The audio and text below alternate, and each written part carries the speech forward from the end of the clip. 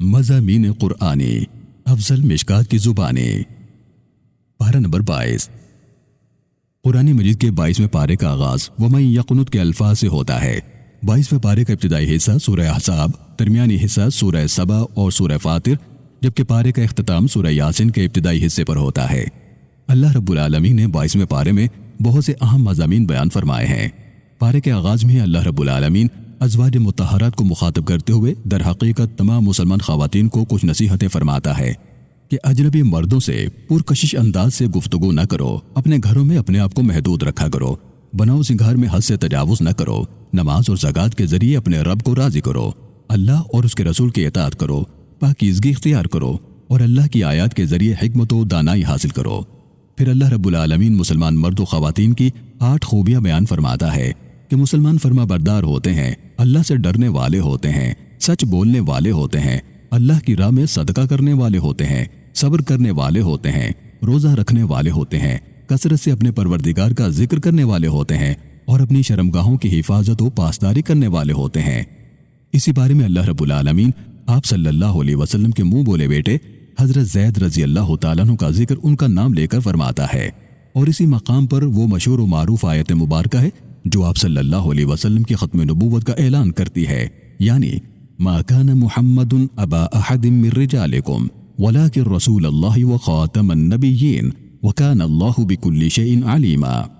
اسی بارے میں اللہ رب العالمین معاشرتی زندگی کے حوالے سے رہنما اصول بیان فرماتا ہے کہ بیویوں سے کیسے سلوک کیا جائے، کبھی طلاق کی نوبت آ جائے تو کیا رویہ رکھا جائے، وغیرہ وغیرہ۔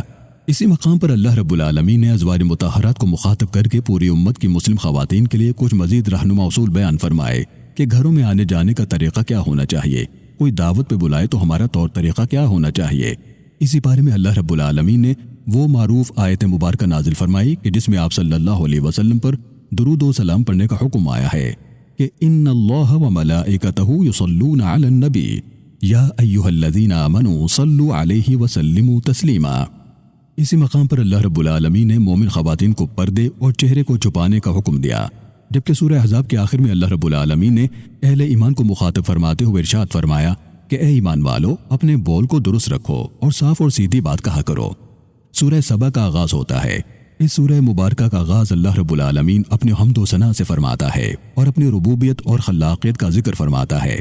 اسی مقام پر اللہ رب العالمین قوم سبا کا ذکر فرماتا ہے جو تقریباً 2500 سال قبل مسیح یمن میں آباد تھے۔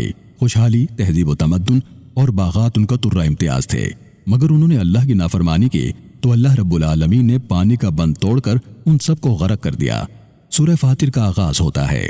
اس سورہ مبارکہ کا آغاز بھی اللہ رب العالمین اپنی حمد و ثنا سے کرتا ہے، پھر انسانوں پر اپنی بے پایاں عنایت کا ذکر فرماتا ہے کہ کیسے اس نے تمہارے لیے زمین و آسمان پیدا فرمائے، سورج، چاند اور تارے بنائے، میٹھے اور کھارے پانی کے سمندر اور ندیاں نالے بنائے، کیسے ایک نطفے سے اس نے انسان کو پیدا فرمایا، پھر وہ تمہیں زندگی اور عمر عطا فرماتا ہے جو کسی کی کم اور کسی کی زیادہ ہوتی ہے۔ پارے کے آخر میں اس سورہ مبارکہ کا آغاز ہوتا ہے جسے زینت القرآن کہا جاتا ہے، یعنی سورہ یاسین۔ نبی صلی اللہ علیہ وسلم نے فرمایا کہ جیسے ہر چیز کا دل ہوتا ہے ویسے ہی سورہ یاسین قرآن کا دل ہے۔ اللہ رب العالمین سورہ کی ابتدا میں یاسین کہہ کر آپ صلی اللہ علیہ وسلم کو مخاطب فرماتا ہے کہ اے حبیب، یہ قرآن حکمت سے بھرپور ہے، بے شک آپ رسولوں میں سے ہیں۔ پھر اللہ رب العالمین ایک ایسی بستی کا ذکر فرماتا ہے جہاں اس نے یکے بعد دیگرے 3 رسول بھیجے، مگر اس قوم نے ان رسولوں کو جھٹلایا۔